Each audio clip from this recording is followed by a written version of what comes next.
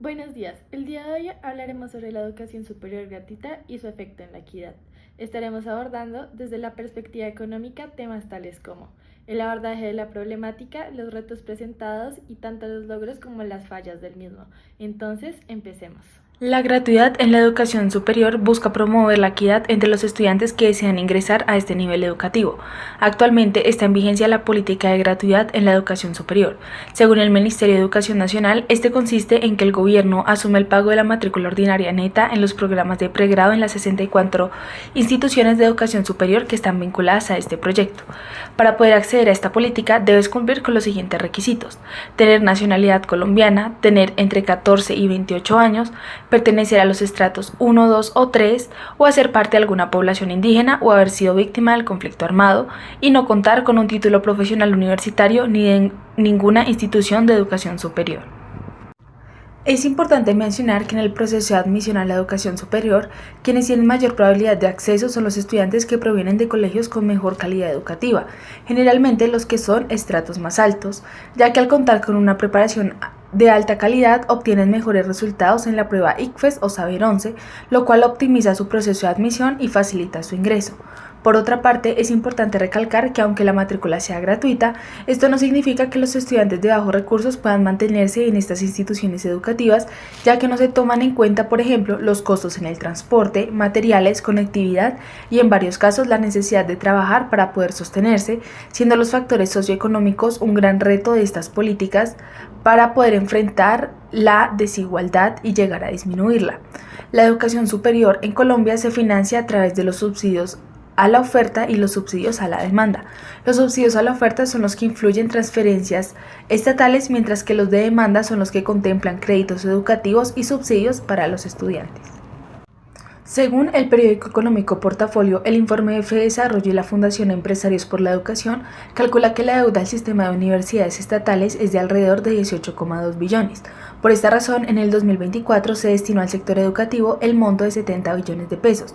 En el proceso de buscar la equidad, el tema no es solo de dinero, sino también implica la estructura de distribución y la reducción de las brechas regionales, ya que, por ejemplo, en Bogotá la tasa de cobertura supera el 100%, mientras que en regiones como La Guajira y el Amazonas no alcanza ni al 10%, demostrando así la desigualdad y la brecha de oportunidades es extremadamente grande. Esto quiere decir que los cupos gratuitos son ocupados mayormente por estudiantes de estrato medio y alto, que provienen de colegios con mejor preparación y mayores recursos. Esto convierte el gasto en educación superior gratuita en un subsidio regresivo, beneficiando a quienes ya tienen más posibilidades y probabilidades de acceder. Así pues, la ineficiencia del uso del gasto público se invierte en quienes menos lo necesitan, mientras excluye a estudiantes de bajos recursos que no compiten en igualdad de condiciones.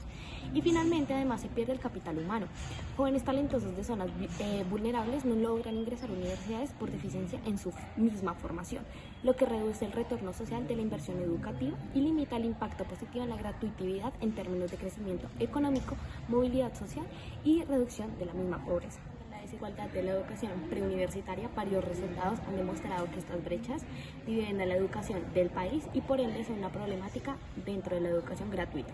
Por ejemplo, según el periódico El Tiempo, en el año 2025 menciona que las zonas rurales, en cuanto a los resultados del ICFES, es decir, la prueba estándar a nivel nacional, fue 235 puntos como media y a las zonas urbanas fueron de 260 puntos. Ahora bien, un estudio llamado Desigualdad de Resultados, Prueba Saber 11, antes y durante la pandemia del COVID-19 2014-2021, resalta que el bajo desempeño académico en Boyacá durante el año 2020 y 2021 pudo estar asociado a la virtualidad, pero este aspecto que demuestra que ciertos estudiantes de estratos bajos y pues colegios públicos, por falta de acceso a internet y herramientas tecnológicas, no tienen la posibilidad de contratar estos servicios en casa. Dichas familias son de estrato 1 y 2. Otros puntos a resaltar es la falta de capacidad del Estado para invertir a largo plazo, causando primero un gasto mal distribuido, es decir, si el dinero se usa solo para cubrir matrículas sin invertir en más cupos o mejorar la infraestructura, el sistema pues colapsa y no se vuelve pues más justo. También está la gratuitividad, que favorece a los que ya tienen más. Al no estar bien focalizada, la educación gratuita beneficia principalmente a quienes logran entrar, y esto suele ser estudiantes que tienen mejor educación previa y entre otros factores pues sociales y hasta familiares. Y finalmente, la poca equidad bajo impacto social. Si los estudiantes más pobres no pueden acceder, el retorno social de la inversión en educación disminuye. No se reduce la desigualdad ni se mejora realmente la movilidad social. Otro punto que hablaremos son las limitaciones en la ampliación de cupos. Según lo que se menciona en el periódico Portafolio en el año 2024, menciona, según Diego Mazo, el rector de CEIPA, tras una evaluación, se evidenció que aunque es importante la política de gratuidad en Colombia, esta se ve limitada por la disponibilidad presupuestaria. Por ejemplo, en el año 2021, de 1.117.658 aspirantes que buscaron ingresar a universidades públicas, 623.118 no fueron admitidos. Según lo mencionado, se da tanto la falta de preparación académica como la escasez de estos mismos cupos, poniendo en evidencia un desequilibrio entre la demanda creciente, es decir, motivada por la gratuidad, y una oferta que no ha sido acompañada por una expansión proporcional en la infraestructura y en los recursos institucionales. En Colombia, la educación superior enfrenta retos económicos profundos y estructurales.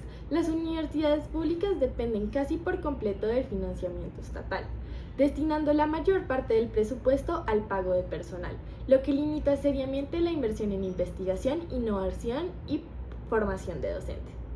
Aunque el Estado ha incrementado sus aportes en los últimos años, estos recursos siguen siendo insuficientes para cubrir el crecimiento de la matrícula, mejorar la calidad académica o fortalecer el cuerpo profesoral.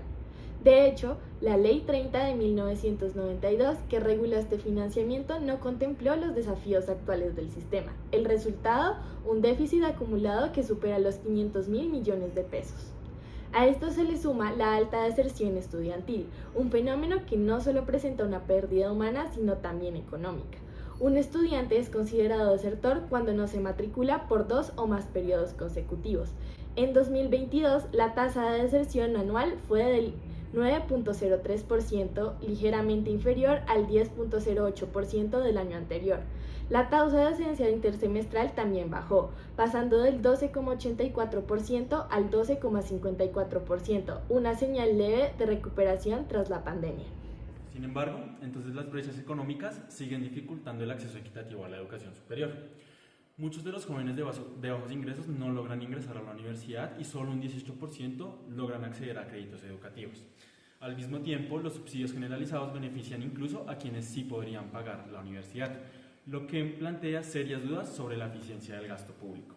Por ejemplo, en universidades como la Universidad Nacional, solo el 2% de la matrícula representa el presupuesto total de la universidad. En contraste, encontramos que las universidades públicas dependen casi por completo de las matrículas para sostenerse, lo que limita el acceso para estudiantes en condición de vulnerabilidad.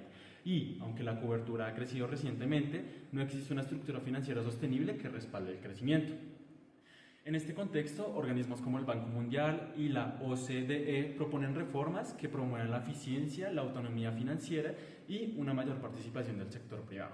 El desafío es claro: transformar el modelo actual de financiamiento para construir una educación superior más justa, sostenible y de calidad, en la que los costos se compartan de forma equitativa entre el Estado, los estudiantes y las familias y el sector productivo.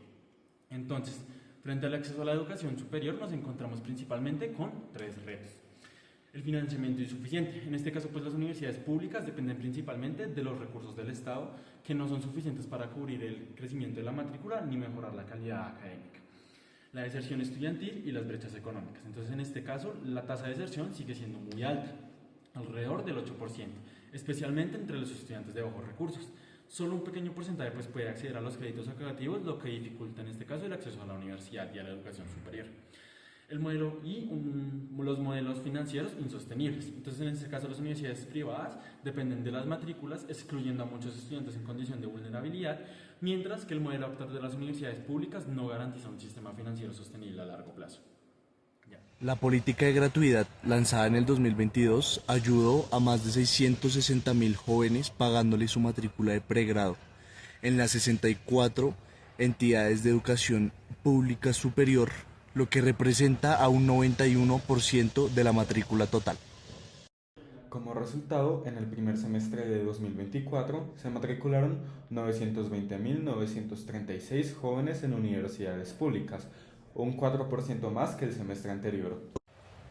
Para financiarlo, el gobierno aumentó en un 61.4% los recursos destinados para el funcionamiento de las entidades de educación públicas superior, aumentando así en 1.15 billones de pesos colombianos y financiando al 96% de los estudiantes. La focalización se garantizó exigiéndole al CISBEN 4 grupos, A, B, C y D, y desplegando módulos de preregistro directamente a las IES o instituciones de educación superior. Esto para agilizar el acceso a los más vulnerables. Además, el Fondo Solidario de la Educación movilizó 450.000 millones de pesos colombianos para ayudar a pagar el pregrado de 661.000 estudiantes afectados por la pandemia en el año 2020. Y, complementariamente, más de 85.000 jóvenes recibieron adicionalmente matrícula gratuita. Esto gracias a descuentos permanentes y becas cofinanciadas por entidades territoriales y las mismas IES. El costo de esta política ronda los 1.6 billones de pesos colombianos, financiados a través del presupuesto general de la Nación y de las futuras vigencias del programa Generación E. Con estos logros, la brecha de acceso y permanencia en la educación superior ha disminuido drásticamente, consolidando en la equidad como eje central de la política pública.